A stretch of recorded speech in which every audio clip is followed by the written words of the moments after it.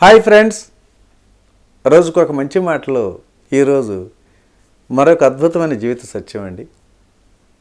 ఈరోజు ప్రయత్నంతోనే ఫలితం వస్తుంది. అది ఎలాగో ఒక చిన్న కథ ద్వారా తెలుసుకుందాం. వాల్తేరులో ఉండే వీరయ్య అనే ఒక పేద వ్యక్తి ఉండేవాడు. అతడు చాలా నిజాయితీపరుడు. రోజు ఊరికి సమీపంలో ఉండే దట్టమైన అడవికి వెళ్ళి కట్టెలు కొట్టి వాటిని తీసుకువెళ్ళి పట్టణంలో అమ్మేవాడు.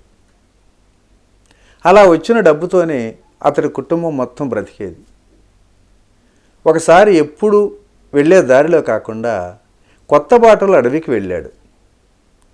కొంత దూరం వెళ్ళగానే అక్కడ ఒక ఆశ్రమం, అందులో ఒక ముని తపస్సు చేసుకుంటూ కనిపించారు.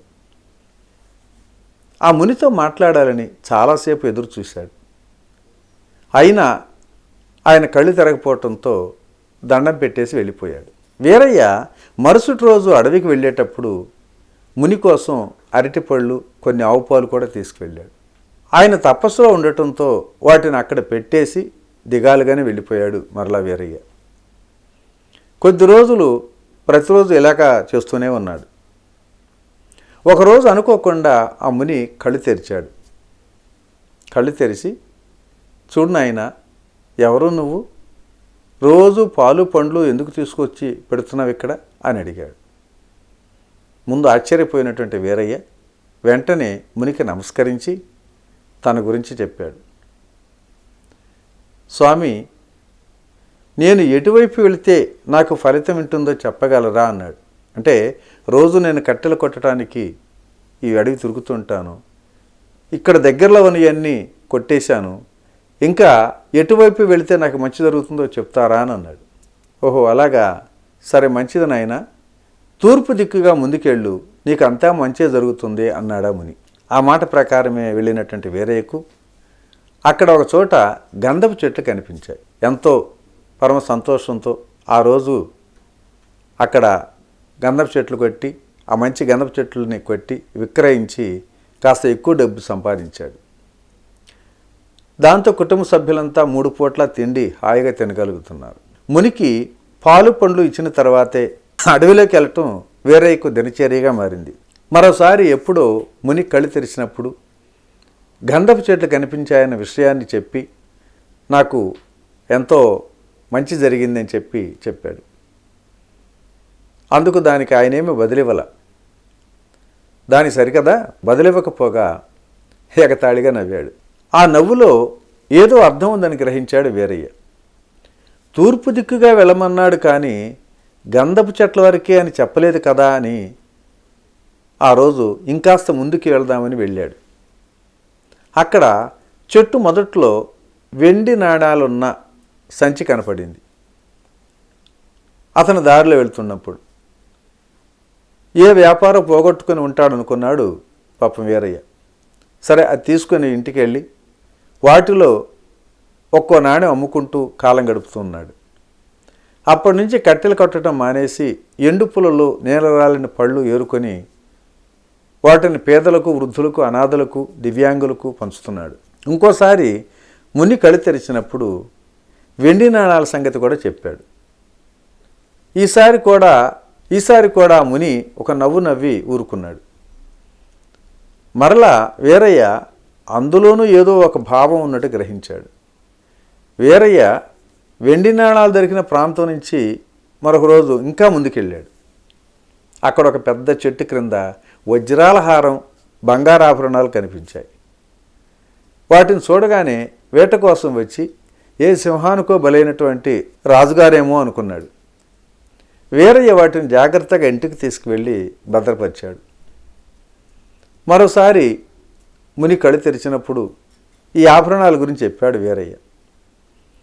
గతంలో లాగానే నవ్వి ఊరుకున్నాడు మళ్ళీ. ఈసారి మరింత ముందుకెళ్ళినటువంటి వీరయ్యకు అడవి అంతమై ఓ నగరం కనపడింది. అది ఆ రాజ్యపు రాజధాని నగరం అని, ఆ రాజుగారు వేట కోసం వెళ్ళి మరణించారని అక్కడి ప్రజలంతా అనుకోవటం విన్నాడు.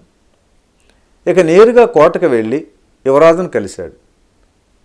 తనకు కొన్ని నగలు దొరికాయన్న సంగతి చెప్పి భటులను సాయం పంపితే వాటిని అప్పగిస్తాను అన్నాడు.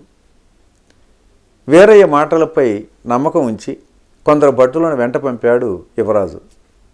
వీరయ్య ఇంట్లో భద్రపరిచినటువంటి నగలు రాజుగారివే అని నిర్ధారణ కావటంతో అతడు నిజాయితీని మెచ్చుకున్నటువంటి యువరాజు కోట కాపలాదారుడిగా ఉద్యోగం ఇచ్చాడు. త్వరలో వచ్చి పనిలో చేరుతానని యువరాజు వద్ద అనుమతి పొంది మరలా మునిని కలిశాడు వీరయ్య. అదృష్టవశాత్తు ముని కళ్ళు తెరిచి వీరయ్యని చూశాడు. అప్పుడే క్షణం కూడా ఆలస్యం చేయకుండా జరిగిందంతా వివరించాడు. ఈసారి ఆయన నవ్వకుండా శభాష్ అని మెచ్చుకున్నాడు. తూర్పు దిక్కుకి వెళ్ళమన్నారు కానీ ఎంతవరకు చెప్పలేదు. ముందే తెలిసి ఉంటే అప్పుడే కొలువు దొరికేది అంటూ వాపోయాడు వీరయ్య. బాధపడకు నాయనా, ఎంత శ్రమకు అంత ఫలితం అన్నారు పెద్దలు. ఆగిపోకుండా ప్రయత్నించావు కాబట్టి గంధపు చెక్కలు, వెండి నాణాలు, బంగారు ఆభరణాలు దాటి కోటలో కొలువు పొందావు నువ్వు. మధ్యలోనే సంతృప్తి చెంది ఆగిపోయి ఉంటే గంధపు చెక్కలు అమ్ముకుంటూ బ్రతకాల్సి వచ్చేది కదా. ఒకవేళ రాజుగారి నగలు సొమ్ము చేసుకుందామని గనక నువ్వు వాటిని అమ్మే ప్రయత్నం చేశావనుకో, పట్టుబడి జైల్లో ఉండేవాడి. నీ నిజాయితీనే నిన్ను కాపాడింది. కొందరు కొంతవరకే ప్రయత్నించి ఆగిపోతారు. అలాంటి వాళ్ళు ఏదీ సాధించలేరు. చివరి వరకు ప్రయత్నించేవారే మాత్రమే వారి గమ్యం చేరుతారు. అప్పుడే సంతృప్తి చెందానా అన్న ఉద్దేశంతో ఎగతాళిగా నవ్వాను కాబట్టే మళ్ళీ ప్రయత్నించావు. ఇక ముందు విశ్వాసంగా పనిచేసి రాజుగారి మెప్పు పొందు అని దీవించాడు ముని. ఆయనకు ధన్యవాదాలు చెప్పి కొలువులో చేరటానికి కుటుంబాన్ని తీసుకొని రాజధాని నగరానికి వెళ్ళిపోయాడు వీరయ్య. చూడండి మిత్రులారా, మనం నిరంతరం ప్రయత్నం చేస్తూనే ఉండాలి. ఆ ప్రయత్నం ద్వారా తగిన ఫలితం కూడా వస్తుందనేది దీని ద్వారా మనం తెలుసుకోవాలి. ఓకే ఫ్రెండ్స్, మరి ఈరోజు ఈ మంచి మాట ఇంతటితో ముగించుకుందాం. తిరిగి మరొక అద్భుతమైన జీవిత సత్యం ద్వారా రేపు కలుసుకుందాం. Thank you. ఇట్లా మీ రామిరెడ్డి, మానస సరోవరం. మీరు ధ్యాన జ్ఞాన ప్రచారం చేయాలనుకుంటే లక్షలాది మంది ఆదరిస్తున్న PMC ఛానల్ తో భాగస్వాములు కండి. The PMC trust. Google pay, phone pay number 8977009932.